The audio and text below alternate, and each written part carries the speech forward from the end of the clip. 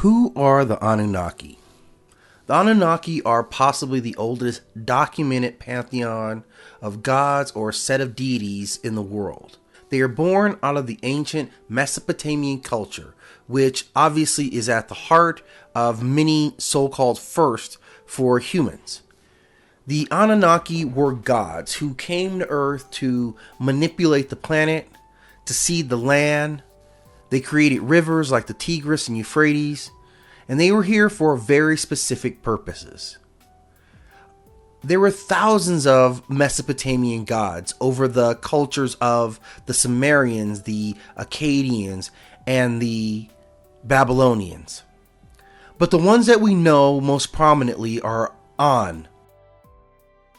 Enki, Enlil, Inanna, Marduk, Nergal. We know the names of Gilgamesh and Enkidu and Umbaba. And the Anunnaki were among the most formalized structures of any set of pantheon of gods. We see a very clear line of power and succession, and even the changing of power within the structure. At some point we see Enki take a backseat to Marduk, who had come to be known as the new ruler of this domain. Enki never goes away and still remains a major part of the greater organization and never loses any of his power or prestige. So we definitely see much more structure around the Anunnaki. The Anunnaki themselves were physical beings who came to Earth. This is what the mythologies of the Sumerians tell us very clearly. We know that the Anunnaki came here with the purpose of removing resources from the planet, which was primarily a colony planet for the Anunnaki. The Anunnaki also came with a group of lesser beings who were called the Igigi. Now, the Igigi would be the primary labor force for the Anunnaki, as we understand a very well-developed hierarchy among this advanced civilization. We know the story of the Anunnaki and the Igigi counterparts because it's very clearly documented in the rebellion that takes place. The Igigi had become tired of their constant toil, moving the soil and digging for gold, and they decided that they would rebel against Enlil. And Enlil made a concession with the lesser gods, understanding that they did bear a tremendous weight as the labor. And what they decided to do was create another being, a Lulu, that they called man, a being that was designed to do the labor that the gods no longer wanted to do. They took the DNA of the Anunnaki themselves, blending it with primates, created a hybrid man. He was smart enough to be given complex tasks to complete, but not powerful enough to ever rebel against the gods or ever present a threat to them. And at this time this worked great, and they were very successful. But the gods decided at some point to give man the ability to reproduce, and man very quickly became too great in number and created noise and chaos. So much that it disturbed the gods, who on several occasions attempted to eradicate man from Earth. These are very well documented stories within Sumerian mythologies. And ultimately we have to understand that the Sumerian mythology tells a very complex relationship between mankind and the superior being who were his progenitors.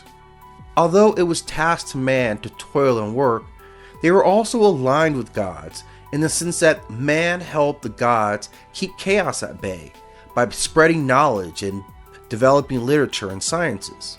The Gilgamesh epic, which is possibly the oldest documented epic myth, gives us a greater insight into who the Anunnaki were, in the sense that they express very real human emotions. We see anger and annoyance, but we also see sympathy.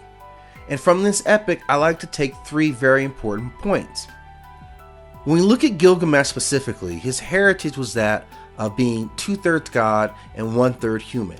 His mother was the wild calf. His companion Enki was a very unique being who was created by the gods. Now when we look at both those stories, we see a common idea of genetic manipulation.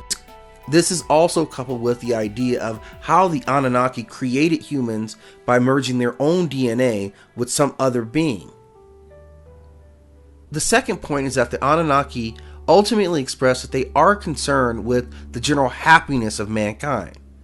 When the citizens of Europe complain about the behavior of Gilgamesh, who was their king, the gods intervene. The gods created Enkidu to put Gilgamesh in his place, so that he would be more merciful to his kingdom and his people. The third point is that it shows throughout the story that the Anunnaki possess advanced technology, including the capability of terraforming a planet, extending human lives to immortality, and creating hybrid species. When we look at aspects of the genetic manipulation and advanced technology, particularly terraforming, it fits very neatly into the realm of alien conspiracies. Anunnaki myth headlines a significant mythologies about aliens in some way. It's a very interesting aspect and phenomenon of this culture that the Anunnaki myth has spread not only through religions and mythology, but also through alien conspiracies and science fictions. And that's what's so interesting about the Anunnaki mythology, because it approaches us on several levels. There is no way to study ancient Sumeria, one of our oldest cultures, without finding out more about the Anunnaki. Then it appeals to our alien believer culture. And I don't think there's another set of mythology that influences us in so many ways. In Anunnaki mythology, An creates the universe. And this places An at the head of the belief system, in the same way that he sits atop this organizational body. Enki is given lordship of this domain. He separates the heavens from the earth, which would be terraforming the atmosphere. He seeds the land, creates rivers, and thus the Fertile Crescent. The Igigi labor force ultimately rebels, and humans are created from the blood of Anunnaki and possibly primates. The humans would grow out of control in number and disturb the gods. The gods, in return, would unleash plagues and floods that would influence later belief systems. The Anunnaki would create many hybrid creatures, fueling myths of centaurs, minotaurs, and mermaids. The Anunnaki myth fits well with those who believe in tales of mining colonies on Mars. At some point, we know that the Anunnaki leave the Earth, possibly to return someday. What's important to understand about the Anunnaki mythology is that it reveals very early that our ancestors believed that creatures from other planets came to this planet, that they were able to manipulate the Earth and humans themselves. They created oases for their own pleasure and landing strips for their ships. And one day yet, these Anunnaki may return.